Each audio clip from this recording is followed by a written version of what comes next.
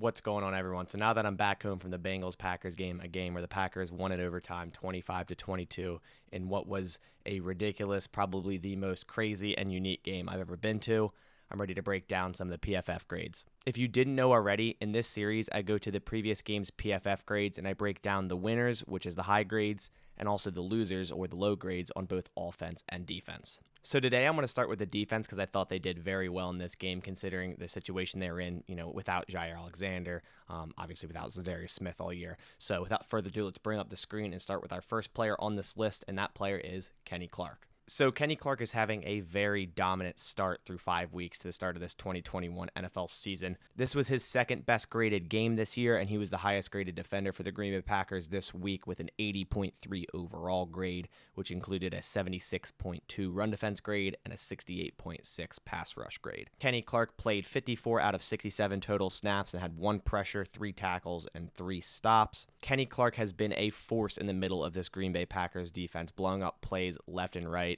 Definitely the center of this defense down low in the trenches, and he's been playing very, very well this year. Next up on this list for a 4th week in a row is linebacker Devondre Campbell with another great game. This week, he was the second highest graded defender on the Green Bay Packers with a 79.3 overall grade, 76.7 run defense grade, 81.8 tackle grade, and a 74.0 cover grade. He had 8 tackles, which he missed 0 of them, and 3 stops. Campbell did allow 3 receptions, but only for 22 yards, and of course he had that interception in overtime, the first Bengals drive. No idea what Joe Burrow was doing, basically threw it directly at Campbell, but he intercepted it, ran it down to the 18-yard line, what should have been basically a game-sealing interception. Mason Crosby should have went out there, kicked the field goal, won the game, but the kickers had other ideas. And I'll say it again like I have every other week. Devondre Campbell has been an amazing add to this Packers defense. He's currently 4th in overall grade with at least 100 snaps in the entire NFL at inside linebacker, and 2nd with 200-plus snaps.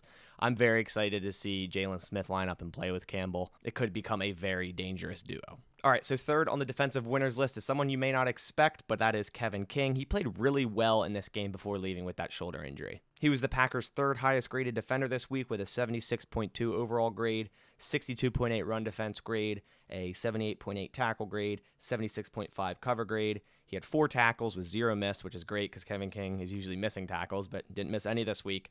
And he only allowed 3 receptions for 17 yards, a long of 10 yards. And Kevin King played really well given the circumstances, being out a couple weeks with that concussion, coming back in right after Jair Alexander gets hurt, and you expect, oh gosh, it's Kevin King coming in, he's going to let up a deep ball, he's going to do this, he's going to do that. And he actually played really well. Hopefully he's good to go next week. Hopefully that shoulder is nothing too serious, because we definitely still need him with Jair out at least 2 or 3 more weeks. All right, so now moving on to the defensive losers, and here we have Tyler Lancaster yet again. Lancaster was the Green Bay Packers' lowest graded defender with a 30.1 overall grade, his worst game easily this year, with a 34.4 run defense grade, 66.8 tackle grade, and a 55.8 pass rush grade, and his only recorded stat was 1 tackle assist. And in regards to Lancaster, I just want to see more TJ Slayton out there. I think he has way more upsides. Lancaster and Slayton both received the same amount of snaps this week, and Slayton didn't grade that well either. Obviously better than Tyler Lancaster, but at least with Slayton, he got a pressure and a sack. Lancaster just had that 1 assist to tackle. Just hasn't really been playing that well this year at all. He has 1 good game graded here. We have at San Francisco 79.3, but other than that, everything's been below a 60. He's a good depth player, but I would like to see more TJ Slayton as, he's the rookie. He has more upside. We don't really know what we have with him yet. Just get him more snaps. We kind of already know what we have with Tyler Lancaster. Last up for the defensive losers is definitely someone you would not expect to be on this list, but he really didn't have a good game, and that is Darnell Savage. Obviously led up that long chase touchdown right before half, but the pass rush really didn't do him any help on that play. I think they only sent 1. They heard the wrong check, and only 1 guy went in. Basically gave Joe Burrow probably 8 seconds, and that's not an exaggeration, to find Jamar Chase deep, and Savage actually almost got a hand on it. If he dives, lays out with 2 arms, which is hard to do, but it might even have been an interception. I think he did tweet later on, these will be interceptions going forward. So love the confidence with Darnell Savage there. I don't expect him to be on this list much at all this year. It's definitely one of those outlier games that I definitely expect him to have a great game next week. And this was actually his lowest graded game of his career. He had a 37.9 overall grade with a 68.9 0 run defense grade. He actually had a really good tackle grade at 85.7. But what really brought his grade down was the cover grade with a 38.3. And like I said, the grade was low. His overall grade was low because of coverage. He allowed 3 receptions for 83 yards and a touchdown. But his tackle grade, the 85.7, was high because he made 5 tackles and didn't miss a single one. So as I said, I would not be surprised if he was never on this list again. Darnell Savage is a great safety. Shout out Bear Delaware represent. But I don't expect him to be on this loser's side again, maybe at all this entire year. So like I said, expect a great game for him next week. All right, so now let's flip it over to the offensive side. Let's start with the offensive winners here. And first on this list is obviously Davante Adams.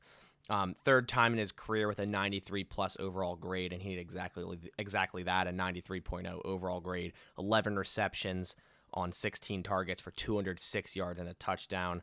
Dude just went off this game. He was constantly open, constantly getting thrown to, constantly making catches, and just an amazing game here by Davante Adams. The weird ending with the overtime and the kickers definitely overshadowed the fact that Adams had an amazing game. Adams is currently the number 1 rated PFF wide receiver in the NFL, and he is the number 1 wide receiver in the NFL. There's not much more to say about Davante Adams. Next up on the winners list is Mercedes Lewis. After having poor grades in the last about 3 games, Mercedes had a great game this week, and he was second for the Packers in overall grade this week with an 87.0 overall grade, a 91.5 receiving grade, a 75.2 pass block grade, and a 58.3 run block grade. Mercedes caught both of his targets for 34 yards. Obviously, that one reception being in overtime. They threw a quick tight end screen to him, trucked the one dude, ran into the other guy out of bounds. I love his emotion on the field. Big Dog is just such a great leader. I love what he brings to his team. Leadership alone, like I said,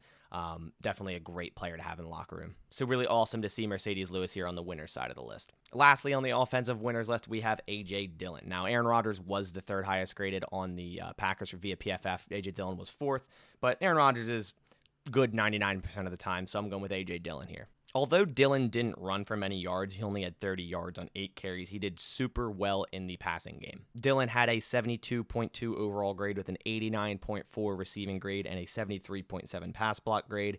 And Dillon caught all 4 of his targets for 49 yards and a touchdown. And this goes along with what I've been saying all offseason. I expected A.J. Dillon to be featured in the pass game a lot more this year. I kept saying it. He's a great pass catcher. He just didn't really get to showcase that in Boston College. They don't run an offense where they pass to the running back. I knew he had good hands. I knew he could be featured in this passing offense, and he's doing exactly that. Dillon already has 4 times as many receiving yards that he had the entirety of the 2020 season so far this year. He pretty much took over that Jamal Williams role and is performing extremely well there. Before I go into the offensive losers, I do want to give an honorable mention to Royce Newman. He was the highest graded lineman on the Packers this week with a 70.2 after being on the low side of the grades over the past, I think, 3 or 4 weeks. So shout out to Royce Newman. So first up on the offensive losers list, we have Allen Lazard. He's really not having a great season at all, receiving season at all. I thought we'd see more of him with MVS being out, but that's just not the case. Now, Equanimous St. Brown was graded lower this week, but he only had 12 snaps. Lazard had 55 snaps, but graded with a 48.7 overall, which included a 51.2 receiving grade and a 41.7 run block grade. He's usually a very good run blocker, so I'm actually shocked to see that 41.7 run block grade. Just overall, just a bad game for him yesterday. Lazard did catch both of his targets, but for only 6 yards.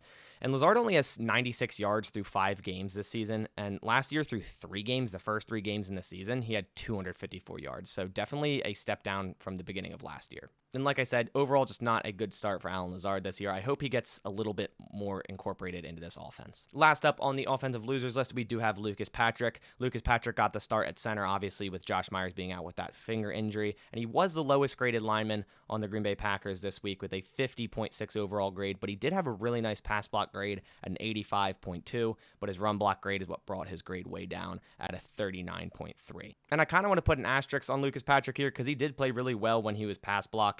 Allowing 0 pressures, the only lineman on the Packers to allow 0 pressures. But like I said, his run blocking grade is what brought him here, is what gave him that 50.6 overall grade. But all things considered, he did really well filling in for Myers. He's always been a very solid depth piece on that offensive line. So really just had a poor grade this game, but he didn't play horrible by any means. I wouldn't expect him to take over for Royce Newman or John Runyon going forward at one of those guard spots. But like I said, just a great depth guy to have. So that about does it for this week's rendition of breaking down the PFF grades for the Packers versus Bengals game, that 25-22 victory where the kickers just didn't feel like making field goals, and that game went on for, it seems like, forever in overtime, and everyone's lost 5 years of life expectancy. Just an insane game all around. But if you're new here, definitely consider subscribing below. I do break down the PFF grades every single week after the Packers game on Monday or Tuesday, so definitely come back to my channel to check out these videos every week. But on that note, I'll catch you on the next one, and as always, go Pack Go.